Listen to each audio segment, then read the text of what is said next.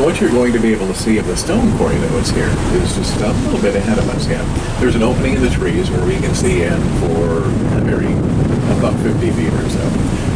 Right at the center of the open area, there's a stack of large rectangular blocks of stone. Each of those blocks they're roughly 3 by 4 by 6 or 8 feet long.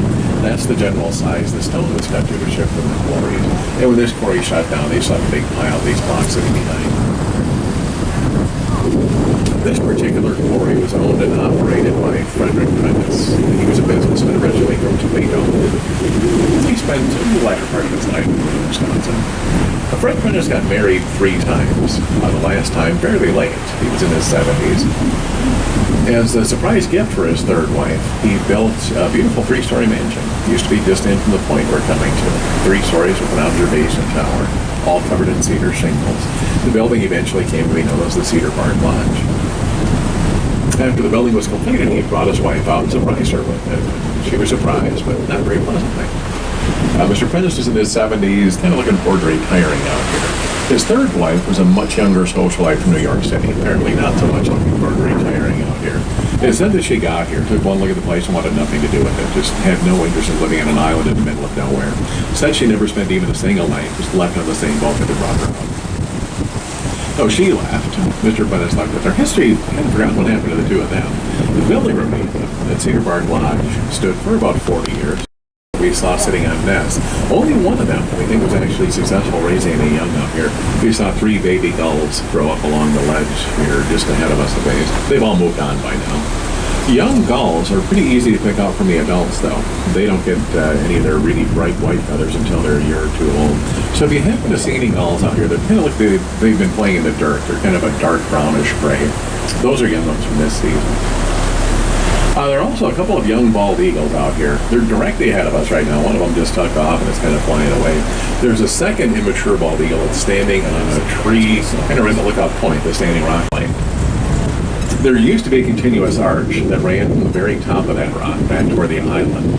The arch collapsed. It was back in the summer of 1973, and that's what's left the broken boulders between the standing part and the rest of the island.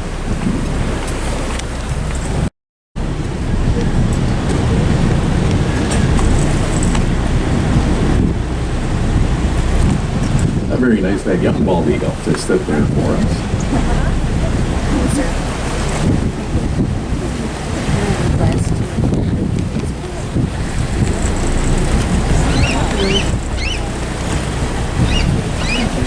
Get out of my yard. Get out of my lawn.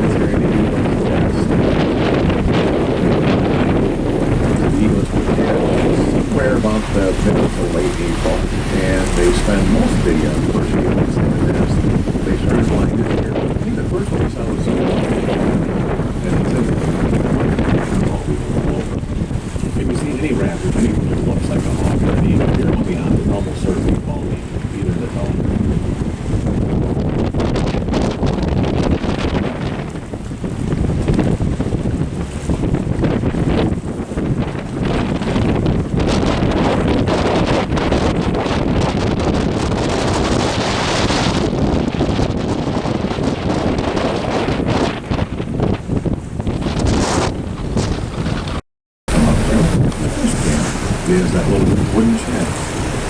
The main bunkhouse here is the building kind of straight in off the end of the dock. For the most part, that's where fishermen would have lived all around here. Just a little bit to the left of the end of the dock are a couple of net drying reels. From here, that's the things that look sort of like window frames without glass in them. There are 2 of these reels side by side. Older nets the fishermen used were made of natural fibers, commonly was a cotton thread. They had to dry the nets before they stored them. If they put a net in the storage while it was wet, it would have rotted. So when fishermen got back here,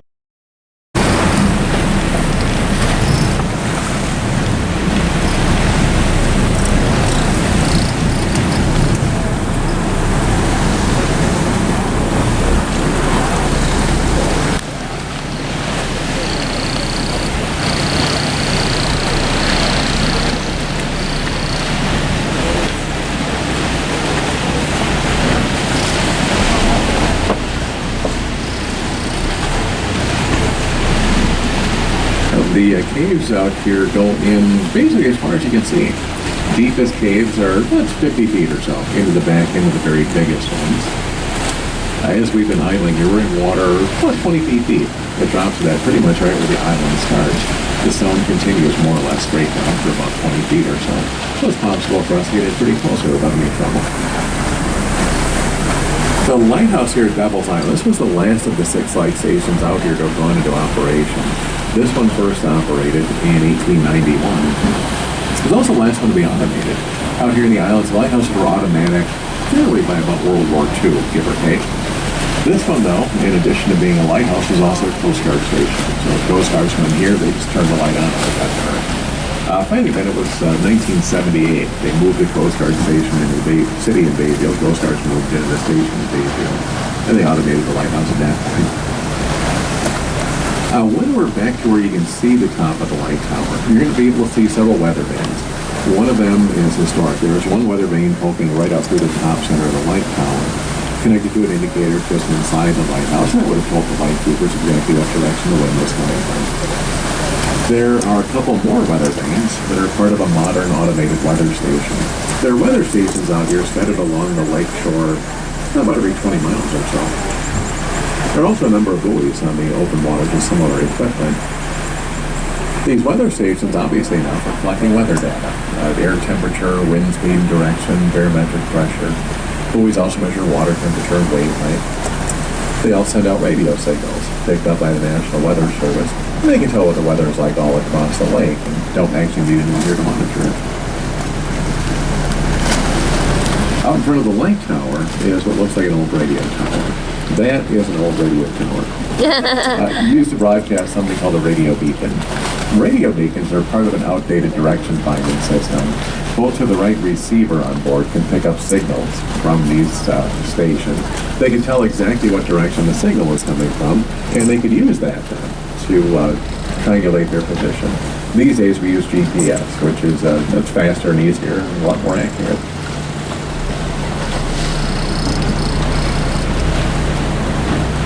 In a couple minutes, we're going to turn again, and we'll get a little bit farther out, so you're going to be able to see all the buildings here a little bit better.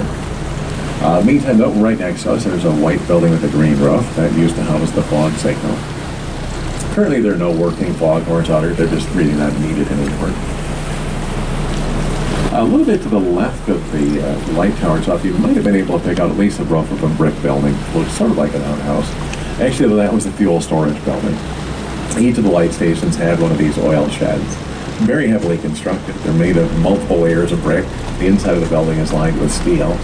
The roof is made of steel, and the roof is only sort of loosely connected. These were designed so that if their fuel were to have caught fire and caused an explosion, what would hopefully have happened is that the roof of that building would have blown off and away from everything else. So that at worst, they would have lost their fuel, but hopefully would not have destroyed anything else. Then there are the two buildings that look like houses. And those were used as homes by the lightkeeper. There was one for the head keeper and his family. The other one was split between the first and second assistant keepers and their families. Although typically second assistants were usually single men. Lightkeepers generally were out here mid-April through late November. Sometimes maybe a little bit earlier in the year, a little bit later, depending on the weather. But whenever it was nice enough that there was shipping traffic, lightkeepers had to be here to keep the lights operating. So it's, basically, whenever the lake was not frozen, there were lightkeepers here.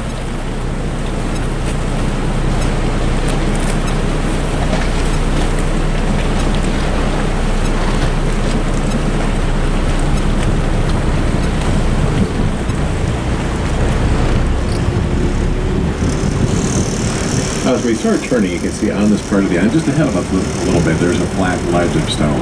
This is one of the landings out here. It's one of several different areas that small boats can get in and drop people off to visit the lighthouse. This one's called the East Landing. It's just east of the lighthouse. There's also a West Landing. And on the complete opposite end of the island where we are now is the South Landing. This east one, look at the ledge next to us. In addition to being a landing, it's also kind of a historic site.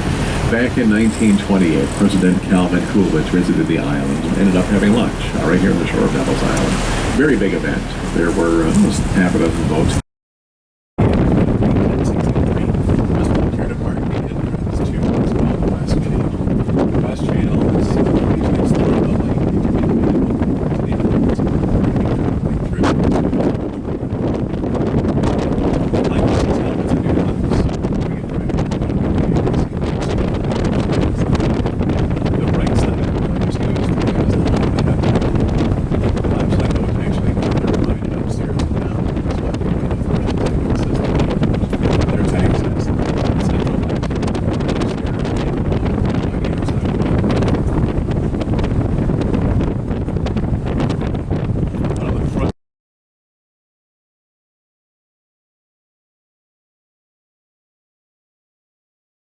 So here at Rasberry, just what's on that pole in front of the brick building, that's Coast Guard. Everything else out here is the responsibility of the Park Service.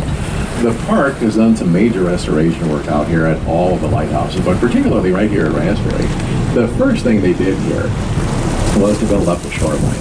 Before then, the shore in front of the lighthouse looked the way it does now, just off to the right. Very steep clay banks that were eroding pretty quickly. Park Service was concerned. They had figured at the rate it was eroding, if they didn't do something about it, that within 15 to 20 years, by about now, that the lighthouse may have started falling into the lake. So beginning in 2003, they had a construction crew out here. They hauled out all the stone piled here now. That took the whole first season. As stone came up one barge load at a time from Washburn, about 20 miles away.